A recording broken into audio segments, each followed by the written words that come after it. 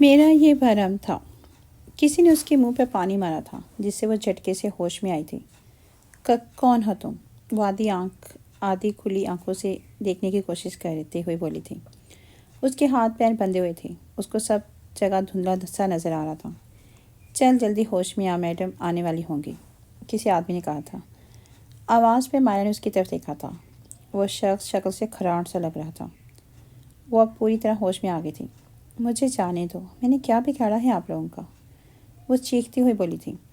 بگاڑا تو تم نے کچھ نہیں ہے، پر تمہیں تمہارے شوہر کے کیے کی سزا ملے گی، اس لیے تو آج تمہیں یہاں لائی ہوں۔ نسوانی آواز آئی تھی۔ مائرہ نے آواز کی طرف دیکھا تھا اور اس کی آنکھیں حیرت سے کھلی رہ گئی تھیں۔ یہ وہی لڑکی تھی، نہال کی گرل فرینڈ۔ تم؟ مائرہ حیران ہو کے بولی تھی۔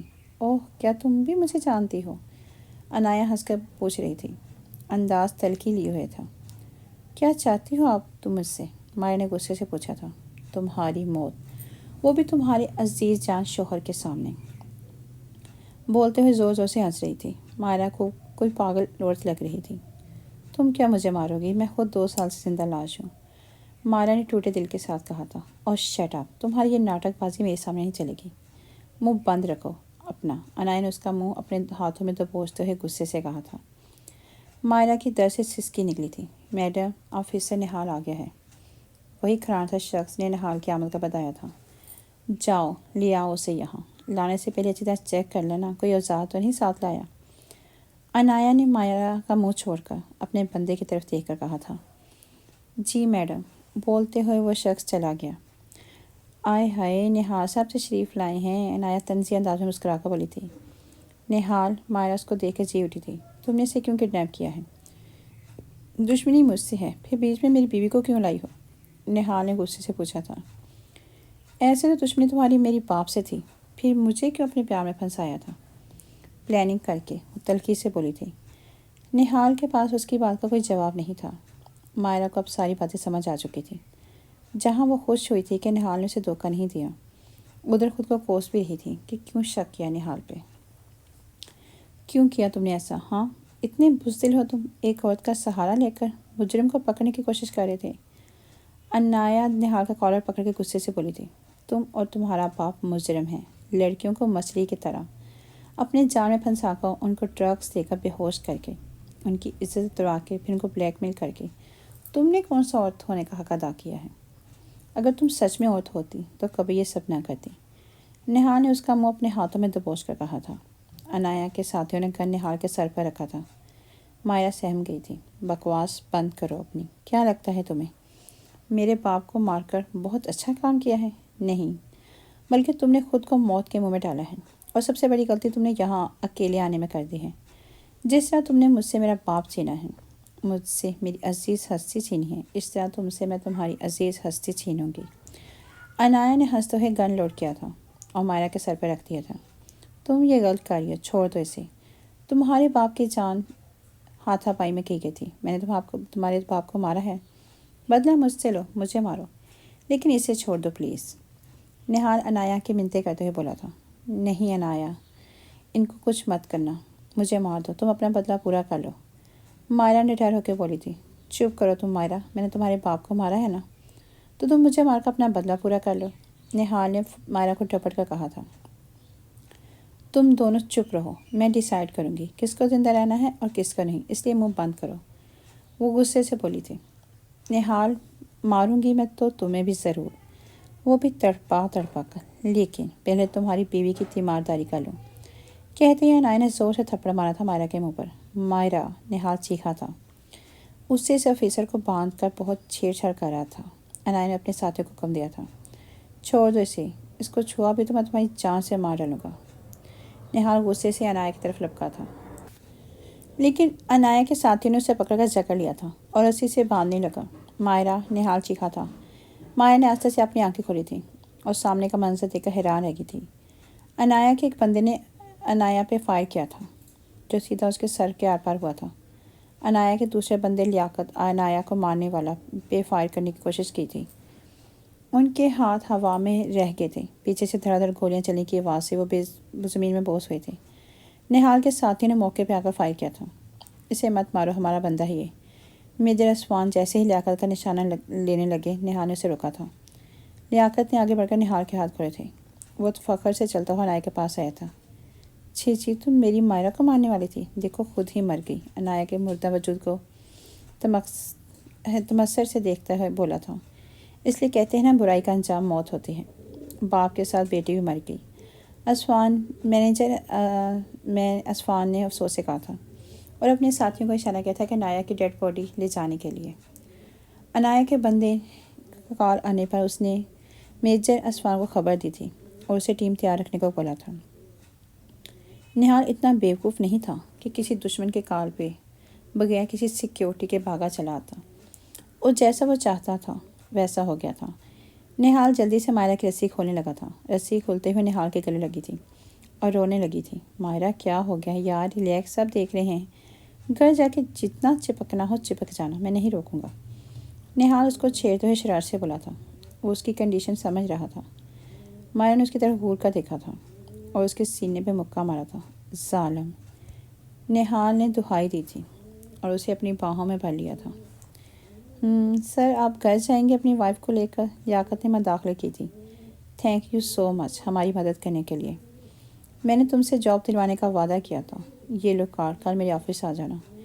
نہال مائرہ سے لگ ہو کر لیاقت کا شکریہ ادا کرنے لگا تھا۔ جی ضرور، لیاقت نے کارڈ تھام لیا تھا۔ چلیں بیگم صاحبہ؟ نہال نے مائرہ سے پوچھا تھا۔ جی چلیں، وہ مسکراتے ہوئے بولی تھی۔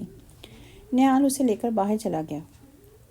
ویسے نہال، ایک بات کی مجھے سمجھ نہیں آئی، دونوں اس وقت کار میں بیٹھے گھر کی طرف جا رہے تھے۔ کیا سمجھ نہیں آیا؟ نہال ڈرائیور کرتا اسے پوچھ لگا۔ یہی کہ انایا کا بندہ ہماری طرف کیوں ہو گیا ہے؟ مائرہ نے حیران ہو کر پوچھا تھا۔ نہال اس کی بات پر مسکرا کر سب بتانے لگا۔ چیک کرواؤ آفیسر، ہم ایسے تمہیں اندر جانے نہیں دیں گے، لیاقت، انایا کا آدمی، نے نہال سے کہا تھا۔ یہ سب کر کے تمہیں کیا ملنا ہے؟ کیا امیر ہو جاؤ گے؟ اگر امیر ہو جاؤ گے تو ایک دن مرنا بھی ہوگا، تو اللہ کو کیا منہ دکھاؤ گے؟ نہال نے لیاقت سے پوچھا تھا۔ بکواس بند کرو، اپنی چیکنگ کرواؤ، لیاقت غصے سے بولا تھا۔ تم میرے سوالوں سے بچنے کی کوشش مت کرو، پہلے میرے سوالوں کا جواب دو، پھر چیکنگ کرواؤں گا۔ نہال ہر طرف بنتے ہوئے بولا تھا۔ کیا چاہتے ہو تم؟ آخر لیاقت نے گھور کر پوچھا تھا۔ میں چاہتا ہوں کہ تم صحیح راستے میں لگ جاؤ۔ آج اگر تم کسی کی بیوی، کسی بیٹی کی حفاظت کرو گے برے لوگوں سے، اللہ تمہاری بیوی بیٹی کی حفاظت کریں گے، پتہ تو؟ نہال نے پوچھا۔ ہاں جانتا ہوں، لیکن میں کیا کر سکتا ہوں، بہت غریب ہوں، میں اپنی بیوی اور بچوں کو 2 وقت کی روٹی نہیں کھلا سکتا، اس لیے یہ کام کرتا ہوں۔ لیاقت ہار مان کر آہستہ بولا تھا، جیسے وہ زمین کے بوجھ اٹھاتے اٹھاتے تھک گیا ہو۔ میں جو کہتا ہوں مان جاؤ، اس کام کے بعد تمہیں ایک اچھی جاب دلاؤں گا۔ اتنا تو نہال جان چکا تھا، کوئی انسان جان بوجھ کر ملزم نہیں بنتا، بلکہ اس کے حالات بنا دیتے ہیں۔ تم سچ کہہ رہے ہو؟ لیاقت کو یقین نہیں آ رہا تھا۔ ہاں سچ بول رہا ہوں۔ اسے لیاقت جلدی چیکنگ کر کے میڈم بلا رہی ہے۔ اسے انایا کا دوسرا بندہ آ کر لیاقت سے بولا تھا۔ نہال نے آنکھوں سے اسے اشارہ دے دیا تھا اور لیاقت اس کا دکھاوے کے لیے چیکنگ کرنے لگا تھا۔ مائرہ، تم؟ نسا کچن کی طرف جا رہی تھی جب اس کی نظر مین گیٹ کی طرف پڑی۔ نہال کے ساتھ مائرہ کو دیکھ کر اس سے جھٹکا لگا تھا۔ مائرہ نے گھر جانے کے بعد نہال سے فرمائش کی تھی واپس کراچی جانے کی، اور نہال اس کی بات کیسے ٹالتا؟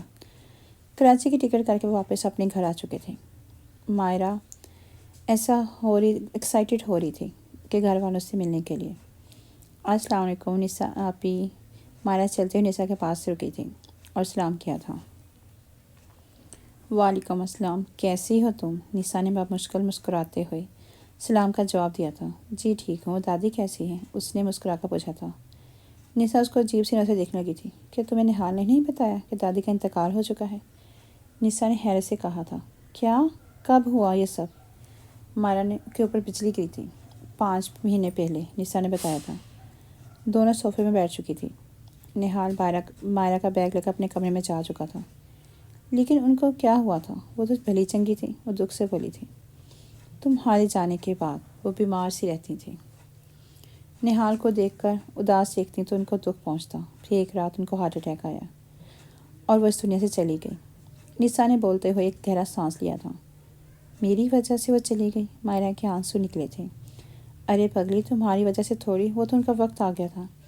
نسا کے ہاتھ پیر پھول گئے تھے اسے روتا دیکھ کر۔ لیکن تم رونا بند کرو، نہال نے دیکھا تو مجھے ڈانٹے گا، کیوں اس کی بیگم کو رلایا تم جاؤ روم میں آرام کرو، لمبا سفر کر کے تھک گئی ہوگی، میں کچھ بھجواتی ہوں کھانے کے لیے۔ نسا بولتے ہوئے کچن کی طرف چلی گئی تھی اور وہ اداس ہو کر اپنے کمرے میں جانے لگی۔ اسے اپنی اور جہاں آرا بیگم کے ساتھ گزرا ہوا پل یاد آ رہا تھا۔ کیا ہوا؟ تمہاری آنکھیں اتنی ریڈ کیوں ہو رہی ہیں؟ نہال مائرہ کپڑے میں الماری میں سیٹ کر رہا تھا۔ اس کا دل بہت خوش تھا مائرہ کو واپس پا کر۔ مائرہ روم میں اندر داخل ہوئی تھی۔ نہال نے پیچھے مڑ کر اس کی طرف دیکھا تھا اور اس کی ریڈ آنکھوں میں دیکھ کر پریشان ہو گیا تھا۔ نہال، آپ نے مجھے بتایا کہ انہیں دادی نہیں رہی اب اس دنیا میں؟ نہال کے پوچھتے ہی اس کی آنکھوں سے آنسو کسی جھڑی کی طرح نکلی تھے۔ میں تمہیں دکھ نہیں دینا چاہتا تھا، تم سنتی تو رونے لگتی جیسے ابھی رونے لگی ہو۔ نہال نے اس کا چہرہ تھام کر اس کی آنکھوں سے آنسو پونچھے تھے۔ پر دیکھو، تمہارا شوہر تمہارے کپڑے سیٹ کر رہا ہے اور تم نے ایک تھینک یو بھی نہیں کہا۔ نہال نے اس کا ذہن بٹانے کی کوشش کی تھی۔ تو میں نے تو نہیں کہا نا آپ کو میرے آتے ہی میرے کپڑے سیٹ کریں۔ مائرہ نے اپنے دونوں ہاتھ نہال کے سینے پر رکھے تھے اور تیکھی لہجے میں بولی تھی، ہاں تو بولا نہیں تو کیا ہوا، میں نے تو کر لی نا سیٹ، چلو اب مجھے انعام دو۔ نہال مائرہ کا دھیان بٹانے میں کامیاب ہو چکا تھا۔ کون سا انعام چاہیے آپ کو، ذرا بتائیں۔ اس نے نہال کے کالر پکڑ کر جھٹکے سے اپنے چہرے کے قریب کیا تھا۔ یہ والا۔ نہال نے شرارت سے اس کے ہونٹوں کی طرف اشارہ کیا تھا۔ اس کی بات سن کر مائرہ کا چہرہ سرخ ہوا تھا۔ کوئی نہیں ملے گی آپ کو انعام، وہ اس کو گھور کر بولی تھی۔ کوئی بات نہیں، میں خود لے لوں گا، کہتے ہوئے مائرہ کے ہونٹوں پہ جھکا تھا۔ نہال نے اپنی شدتیں ظاہر کی تھی۔ نہال، مجھے آپ چاہتے امی کی ادھر چھوڑ دینا، طبیعت ٹھیک نہیں لگ رہی میری تھوڑی، اس نے نہال سے کہا تھا۔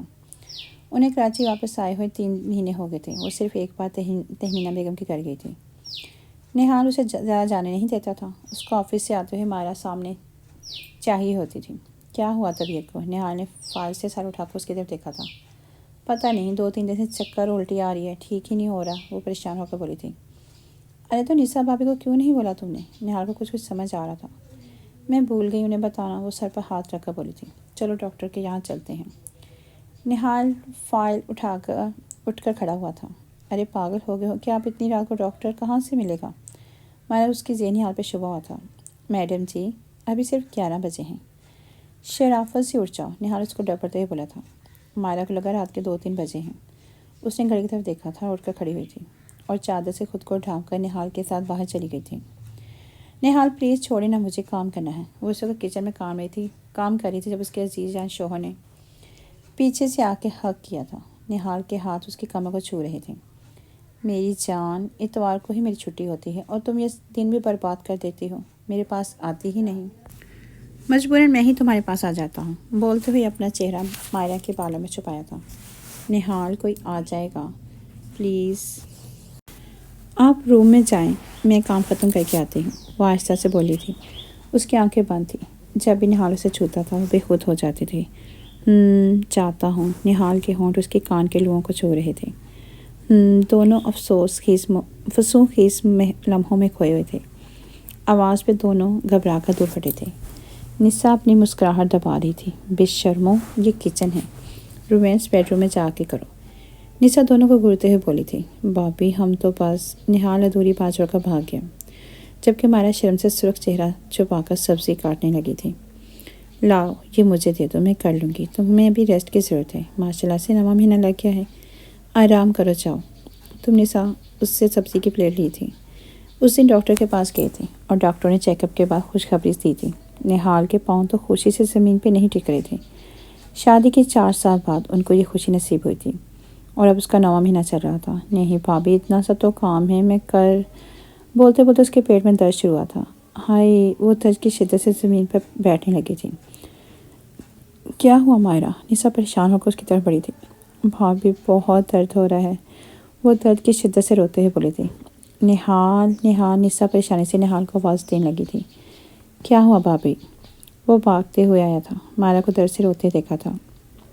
جلدی سے گاڑی نکالو، ڈاکٹر کے پاس چلنا ہے، نسا نہال سے کہا تھا اور مائرہ کو حوصلہ دیتے ہوئے اٹھانے لگی تھی۔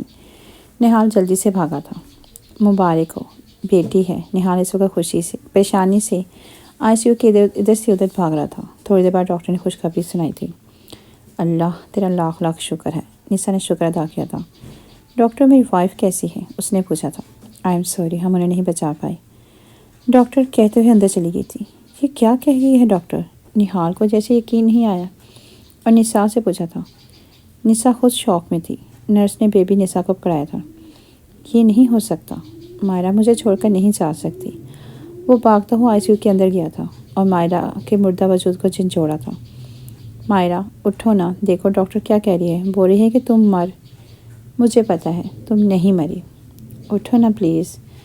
وہ بے ربط ٹوٹے الفاظوں کے ساتھ بولتے ہوئے مائرہ کو جھنجھوڑ رہا تھا، لیکن مائرہ کا وجود ساکت تھا۔ مائرہ تم نے کہا تھا تم مجھے اب چھوڑ کر نہیں جاؤ گی۔ مائرہ اپنا وعدہ پورا کرو، مت جاؤ پلیز۔ وہ زور زور سے رونے لگا تھا۔ نہال بس، خود کو سنبھالو۔ نساء نے اس کے کندھے پر ہاتھ رکھ کر چپ کروانے کی ناکام سی کوشش کی تھی۔ نہال اپنی بیٹی کے لیے جیو، دیکھو کتنی پیاری ہے۔ نساء نے اس کا دھیان بیٹی کی طرف کرنے کی کوشش کی تھی۔ بھابھی، مائرہ نے میرا بھرم پھر توڑ دیا۔ میرا یہ بھرم تھا کہ مائرہ اس غلطی کے بعد مجھے پھر چھوڑ کر نہیں جائے گی، لیکن یہ ہمیشہ میرا بھرم توڑ دیتی ہے۔ نہال تھک کر بولا تھا۔ اس نے ایک نظر بھی اپنی بیٹی کی طرف نہیں دیکھا تھا۔ مم، میں کیسے جیوں گا اس کے بغیر؟ نہال بولتے بولتے دھاڑے مار مار کر رونے لگا تھا۔ کون کہتا ہے مرد کو سچی محبت نہیں ہوتی؟ کون کہتا ہے مرد روتے نہیں؟ اور کون کہتا ہے کہ مرد کا دل پتھر کا ہوتا ہے؟